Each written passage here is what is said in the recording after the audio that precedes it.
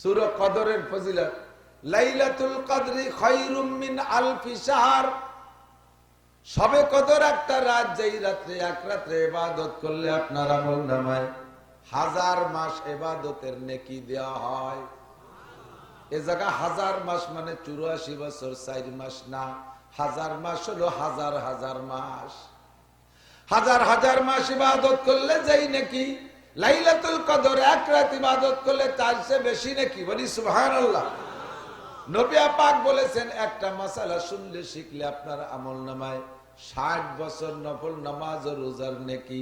এখানে 60 মানে 60 না, 60 মানে হাজার হাজার বছর নফল নামাজ ও নফল রোজার নেকি।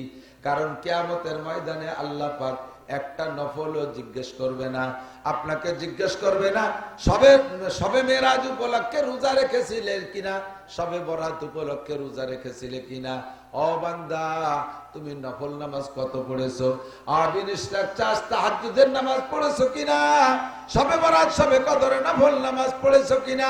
জিন্দেগিতে কিয়ামতের ময়দানে নফল ইবাদত সম্পর্কে জিজ্ঞাসা করা হবে না, কিয়ামতের ময়দানে জিজ্ঞাসা করা হবে ফরজ আর ওয়াজিব আর সুন্নাত সম্পর্কে। কাজী লক্ষ বছর যদি হায়াত পান, লক্ষ বছর নফল ইবাদত করলে যেই নাকি ফজরের 2 রাকাত ফরজ নামাজ টাইম মতো পড়লে তার চেয়ে কোটি কোটি গুণ বেশি নাকি। আর ফরজ নামাজকে সহি করার জন্য যেই মাসালা লাগে, তার একটা মাসালা যদি আপনার না জানা থাকে, হতে পারে সারা জীবন ভরে যত ফরজ নামাজ পড়ছেন সবগুলো বাতিল হয়ে গেছে, কিয়ামতের ময়দানে ধরা খাবেন। কাজেই এমন একটা মাসালা শোনার কারণে আপনার জীবনের বাকি ফরজ নামাজের যে ভুলটা ছিল, ওই ভুলগুলো আর কোনোদিন হবে না। এইরকম একটা মাসালার দাম লক্ষ লক্ষ বছর নফল ইবাদতের চাইতে বেশি। খেয়াল করেন নাই? ভালো হইয়া নামাজে 13টা ফরজ আছে, একটা ফরজ যদি ভুল করে ছুটে যায়, মনে উঠার পরে আবার ওই ফরজ নামাজকে দোহরায় পড়তে হবে। নামাজের মধ্যেও যদি মনে পড়ে, নামাজ ছেড়ে দিয়ে আবার নতুন করে পড়তে হবে। আর নামাজের মধ্যে যদি ওয়াজিব তরক হইয়া যায়, নামাজ থাকতে থাকতে সালাম ফিরানোর আগে যদি মনে পড়ে, তাহলে শেষ বইটাকে সুজদা দিলি সেই ওয়াজিব যতটুকু ক্ষতি হয়েছে ওয়াজিব তরকে, ওই ক্ষতির সমাধান হইয়া যাইবে। এক নামাজের ভিতরে 3টে 4টে 5টা ওয়াজিব যদি ছুটে যায়, তাহলে একটা সুজদাই, একবারে সুজদাই যথেষ্ট হবে। এবার আপনার তো এই সমাধানটা জানতে হবে। ভালো করে মনে রাখেন, মসজিদের ইমাম সাহেব যারা ইমামতি করে, ইমাম সাহেবরা খেয়াল করবেন, মসজিদের ইমাম সাহেব যদি ইমাম সাহেব তো নামাজ পড়ায় 5000, 7000, 10,000, 20,000, 50,000। বাংলাদেশে ঢাকা শহরে বড় বড় পয়সাওয়ালা ইমাম আছে, যে হারেই বেতন পাই ইমামতি করেন না কেন, ইমামের নামাজ যদি ভুল হয়, পিছনে যত মুসল্লি আছে সকলের নামাজই ভুল। জোহরের নামাজ পড়াইছে ইমাম সাহেব, ইমামের জোহরের নামাজ হয় নাই, এই মসজিদে যদি 500 মুসল্লি থাকে, 500 মুসল্লির নামাজই হয় নাই, কিয়ামতের ময়দানে আল্লাহ পাক তারিখ দইরা ডাক দেবে, এই অমুক মসজিদের, বাইতুল মামুর মসজিদের, বাইতুল নূর মসজিদের মুসল্লিরা এদিকে আসো, তোমাদের জোহরের নামাজ দেখাও। এক এক করে ডাকবে, আর দেখবে আব্দুল খালেক মোল্লা, মালেক মোল্লা, জামাল কামাল, লালটু বল্টু, জুয়েল টুয়েল, টুলু লুলু, সবাই রে ডেকে ডেকে কবে জোহরের নামাজ দেখা। খাতায় দেখবেন আগে পরের নামাজ আছে 29 তারিখ, 30 তারিখ, 31শে জানুয়ারি জোহরের নামাজ নাই। কি ব্যাপার, তোরা গোষ্ঠী শুধু জোহরের নামাজ মিস করলি কেন? জিয়াবত খাতি গেছিল নাকি? জোহরের নামাজ কেউ পড়িস নাই, ঘটনা কি এক পড়া? কয় আল্লাহর কিরে আল্লাহ জোহরের নামাজ পড়ছি। বিশ্বাস না হয় ইমাম সাহেবের কাছে শোনো, ইমামই তো আমাকে পড়াইছে, ইমাম সাহেবের কাছে শোনো। এবার আল্লাহ বলবেন, তোমার মসজিদের মুসল্লিদের জোহরের নামাজ নাই কেন? কয় আল্লাহ নাই কেন তা তো করতে পারবো না, আমি তো পড়াইছি, ওরা তো সবাই পড়ছে, উপস্থিত সবাই ছিল, হয়তো তোমার ফেরেশতারা ভুল করে লেখে নাই। ফেরেশতারা বলবে, লা তুকাল্লিম, কথা কইস না, চুপ থাকবি, বাড়াবাড়ি করলে কিন্তু ইমাম সাহেব তোরে অ্যারেস্ট করবো। ফেরেশতাদেরকে আল্লাহ বলবেন, কি ব্যাপার, এদের জোহরের নামাজ লেখো নাই কেন? কয় আল্লাহ পড়ে নাই, তার লেখবো কি? কয় ওরা দি কয় একে অপরের সাক্ষী দেয়, ইমাম কয় আমি পড়াইছি, ওরা কয় ইমাম পড়াইছে, উভয় উভয়ের সাক্ষী, এখানে নামাজ নাই কেন? কয় আল্লাহ নামাজের সমস্যা হয়ে গেছে, ইমাম সাহেবেরই নামাজ হয় নাই। ইমাম সাহেবের জোহরের নামাজ হয় নাই কেন? ইমাম সাহেব ওযু বানাইছে, টেপের নিচে পা পাইতে ধরে টেপ চালাইতে পারে, ডলা ঘষা করছে, 2 আঙ্গুলের মাঝখানে চিপার মধ্যে শুকনো, শীতকাল শুকাইছিল, ও জায়গা পানি পৌঁছায় নাই। ওই ইমাম সাহেবের সে জায়গা পানি না পৌঁছানোর কারণে ওযু হয় নাই। আর ইমামের ওযু হয় নাই বলে তার নামাজ হয় নাই, আর ইমামের নামাজ হয় নাই বলে পুরো গোষ্ঠী শুদ্ধ মার খাইছে। এবার এই খবর যখন মুসল্লিরা পাবেন, ওই জায়গায় স্লোগান শুরু করে দেবেন। আরো বাঙালি মুসলমান, একে তো হরতাল, ধর্মঘট ইত্যাদি করার অভ্যাস আছে। মানিনে মানবো না, ইমামের কাছে নামাজ চাই। জীবন ভরে বেতন দিছি, কত কিছু খাওয়াইছি, বড় বড় ডিম খাওয়াইছি, জম্মের খান খাওয়াইছি, হুজুরে কত টাকা পয়সা দিছি, এই হুজুর এইরকম মার দেশে কথা মানতে রাজি না, নামাজ চাই। জনগণ যখন চিল্লা পাল্লা করবে, আল্লাহ ফেরেশতাদেরকে বলবে আগে পাবলিক ঠেকাও। আল্লাহ এরা খালি মুহিত ঠেকতেছে না, কি দিয়ে ঠেকাবো? ইমাম সাহেবের আমল নামা থেকে 500 ওয়াক্ত নামাজ এই 500 জন ভাগ করে দাও। পাবলিক ঠান্ডা করবে, ইমাম সাহেবের আমল নামা থেকে 500 ওয়াক্ত জোহরের নামাজ মুসল্লিদেরকে দিয়া। এবার ইমামরে ধরো। ইমামরে কিভাবে ধরবো? ইমামের একাক ওয়াক্ত 500 ওয়াক্ত তো বাদ হয়ে গেছে, তার আমল নামা থেকে মাইনাস হয়ে গেছে 500 ওয়াক্ত। একাক ওয়াক্তের জন্য 230 কোটি 40 লক্ষ বছর জাহান্নামে পুড়িয়ে তারপরে ইমাম বেহেশতে যাবে, মুসল্লিরা চলে যাক আগে আগে। এই কথা সব ইমামের জানা আছে, এই কথা সব ইমামেরই জানা আছে। কাজে ইমামরা কত সতর্কতার সাথে নামাজে দাঁড়ায়, খেয়াল করেন নাই? বাদাম খানার ওয়াজ শুনেন, তা কি কচু শুনবেন? কি জীবনে কিন্তু বাবের ভুষি খাই তাই নেই বাদাম, এই সেই কচু এই জায়গা বসে খাতি হবে। একেবারে লজ্জা, উঠে যাবেন দেখবেন যে জায়গায় জায়গায় টুল্লা টুল্লা খুশা রয়েছে পড়িয়া। একসাথে 2 কাম জীবনে করে দিন ভালো না, বিশেষ করে মুখের কাজ আর কানের কাজ, এই দুনিয়া একসাথে হবে না। এই জায়গায় খালি খালি বলছে না যে বউ নিয়ে শুয়ে দেন, কাজে লেগবে। আর কি কব, মারাত্মক একটা করে গেলে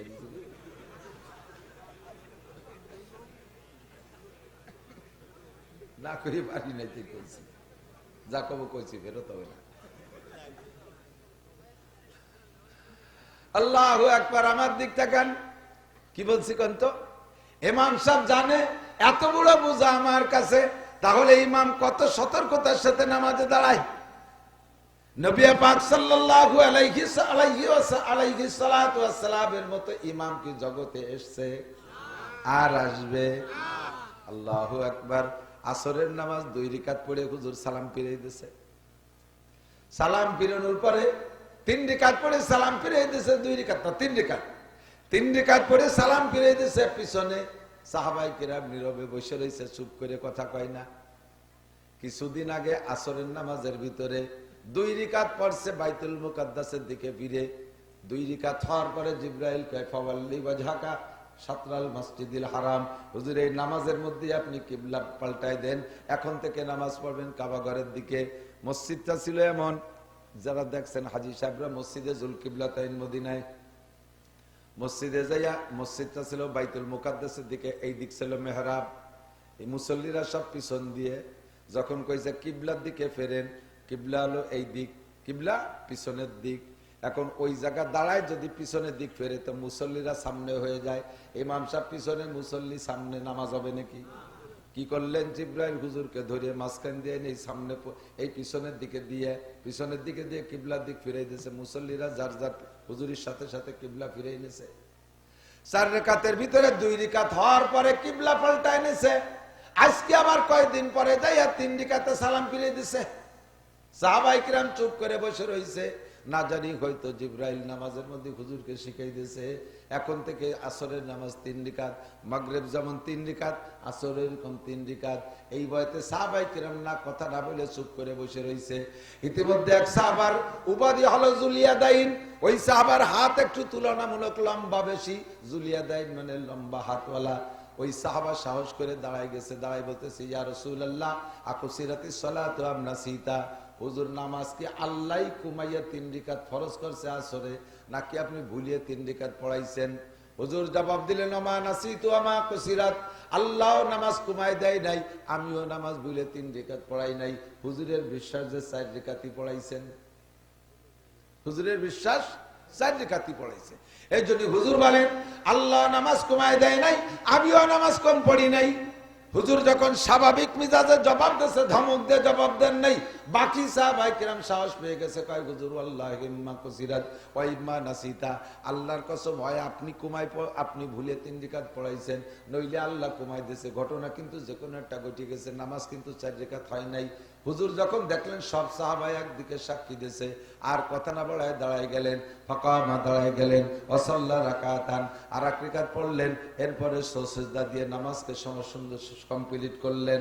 এরপরে হুজুর সালাম ফিরে বলতেছে, দেখো তো তোমাদের কার ওযু হয় নেই, তোমাদের কার ওযু হয় নাই।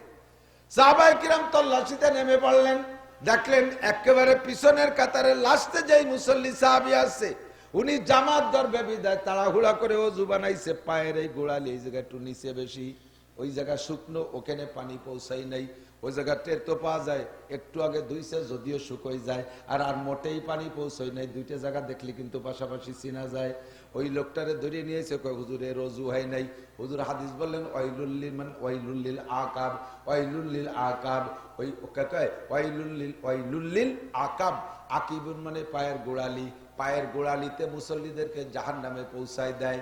ওযু বানানোর সময় বেশিরভাগ পায়ের গোড়ালি শুকনো থেকে যায়, ওই জায়গা বেখেয়ালে পানি পৌঁছয় না।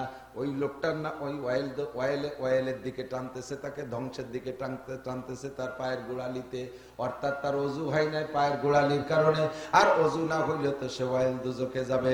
এবার হুজুর বললেন ওই লোকটার ওযু না হওয়ার কারণে আমার নামাজের মধ্যে ভুল হয়ে গেছে, ওই লোকটার ওযু না হওয়ার কারণে আমার নামাজের মধ্যে ভুল হয়েছে। মুসল্লিদের নামাজের ত্রুটি ইমামের উপরে প্রভাব পড়ে, ওই লোকটার ওযু না হওয়ার কারণে আমার নামাজে ভুল হয়ে গেছে। ও দোস্ত, রসুলে পাকের মতো এত বড় ইমাম, মুসল্লিদের একজনের কারণে যদি সেই ইমামের পর প্রভাব পড়ে, আমাদের মসজিদের মুসল্লিদের অবস্থা কি? আরে ওযু তো দূরের কথা, ফরজ গোসল তাই ঠিক মতো আদায় করছে কিনা তার ঠিক নাই, আইসে নামাজে দাঁড়াই গেছে, কাজেই ইমামের নামাজের মধ্যে ভুল হইতে পারে কি পারে না? ইমাম সাহেব শত সতর্কতার সাথে দাঁড়াইয়া নামাজ পড়ায় যাতে এই বোঝা আমার কাঁধে কিয়ামতে না ওঠে। তারপরও মাঝে মাঝে ইমাম সাহেবরা সজদা দেয় কি দেয় না? দেয় না? বহু ইমামরা সজদা দিতে দেখি, আমি নিজেও ইমামতি করলে মাঝে মাঝে দেই, কিন্তু আমি জীবনেও কোনো দিন পাবলিক মুসল্লিরে সজদা দিতে দেখলাম না। ইমামের ভুল হয়, ইমাম সজদা দেয়, পাবলিক মুসল্লিকে ভুল হয় না। পাবলিক পুরুষরা যদিও 2-1 জানে শুনে দেয়, মহিলাকে কোনোদিন সজদা দিতে দেখছেন বলে ক্ষতি পারবেন না। বাড়ির মহিলার যারা নামাজ পড়ে ওনাকে জীবনে ওয়াজিব তরক হয় না, ওয়াজিব জানেই না। কিছুটলি নামাজ সজদা দিতে হবে, আর কিছুটলি নামাজ বাতিল হয় না। এজন্য নবী পাক বলেন তালাবুল ইলমে ফরিদাতুন আলা কুল্লি মুসলিমিন ওয়া মুসলিমাত, দ্বীনি ইলম শিক্ষা করা প্রত্যেকটা মুসলমান নরনারীর উপরে ফরজ। বাবারে নামাজ ভাঙ্গার কারণ 19টা, একটু বলেন কয়টা? একটু বলেন কয়টা? 1 নম্বরটা জানেন আপনারা, না জানলে ওই ছোট জানাজা পড়ায়নি পাল্টি ওরা জানে। নামাজ ভাঙ্গার কারণ 19টা, ভাঙ্গা আগে বোঝেন। যেই কারণে নামাজ বাতিল হইয়া যায়, আর বাতিল হওয়ার সমস্যাটা বুঝে নেন। বাতিল মানে আপনি এক ওয়াক্ত নামাজ মোটেই না পড়লো, যেই বিচার যে পরিমাণ জাহান্নাম, নামাজ পড়ছেন একটা কারণে নামাজ বাতিল হয়ে গেছে, তাতেও আপনাকে সেই পরিমাণ জাহান্নাম। এক ওয়াক্ত ঈশার নামাজ পড়েন নাই, তাতে আপনাকে 230 কোটি 40 লক্ষ বছর জাহান্নাম পোড়া লাগবে, জাহান্নামে পোড়া লাগবে। আর ঈশার নামাজ পড়েছেন একটা কারণে, একটা ফরজ ছুটে যার কারণে আপনার নামাজ বাতিল হয়ে গেছে, আপনাকে 230 কোটি 40 লক্ষ বছর জাহান্নামে পোড়া লাগবে। এর নাম হলো নামাজ বাতিল হওয়া। আর বাতিল হওয়ার ফলাফল এরকম। এবার নামাজ বাতিল হয়, নামাজ নষ্ট হয় 19টা কারণে। আবার খেয়াল করে না, নামাজ বাতিল হয় 19 কারণে। এই কঠিন শীতের রাত্রে অজু বানান, গোসল করেন, অজু বানান, গোসল করেন, কত কষ্ট করে আপনি নামাজ আদায় করেছেন, এই নামাজ বাতিল হয় 19 কারণে। তার ভিতরে 1 নম্বর কারণ হলো নামাজে কিরাত অশুদ্ধ পড়া। নারী বলেন আর পুরুষ বলেন, প্রত্যেকটা মানুষ যারা নামাজ পড়েন, কিরাত অশুদ্ধ পড়ছে যারা, তাদের নামাজ হয় না।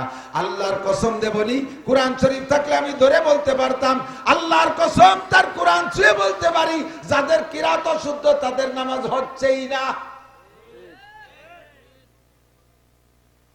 যাদের কিরাত অশুদ্ধ তাদের নামাজ হচ্ছেই না।